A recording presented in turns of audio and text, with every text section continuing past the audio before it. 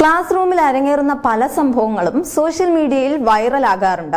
അത്തരത്തിൽ ഇപ്പോൾ ഒരു രസകരമായ വീഡിയോ സമൂഹ മാധ്യമങ്ങളിൽ പ്രചരിച്ചുകൊണ്ടിരിക്കുകയാണ്. ഐഫോൺ ബോക്സുമായി ഒരു വിദ്യാർത്ഥി ക്ലാസ്സിലെത്തുന്നതാണ് വീഡിയോയുടെ തുടക്കത്തിലുള്ളത്. ബോക്സിനുള്ളിൽ എന്താണെന്ന് അധ്യാപിക വിദ്യാർത്ഥിയോട് ചോദിക്കുന്നുമുണ്ട്. മാം, ഇത് പൊറോട്ടയാണ് എന്നായിരുന്നു കുട്ടിയുടെ മറുപടി. കുട്ടി ഫോണാണ് കൊണ്ടുവന്നതെന്നും അത് പിടിക്കപ്പെടാതിരിക്കാനാണ് ഇങ്ങനെ ഒരു കള്ളം പറഞ്ഞതെന്നുമാണ് അധ്യാപിക കരുതിയത്. തുടർന്ന് ഫോൺ ബോക്സ് തുറക്കാൻ അധ്യാപിക നിർദ്ദേശിക്കുന്നു. ബോക്സ് തുറന്നതോടെ എല്ലാവരും അമ്പരന്നു. കുട്ടി പറഞ്ഞതുപോലെ തന്നെ ഉച്ചഭക്ഷണമായി കൊണ്ടുവന്ന പൊറോട്ടയായിരുന്നു ബോക്സിനുള്ളിൽ. ആരാണിത് പാക്ക് ചെയ്തതെന്ന് അധ്യാപിക ചോദിച്ചതോടെ താൻ തന്നെയാണ് പാക്ക് ചെയ്തതെന്ന് വിദ്യാർത്ഥി മറുപടി നൽകി. വീഡിയോ വളരെ വേഗത്തിൽ തന്നെ സോഷ്യൽ മീഡിയയിൽ വൈറലായി.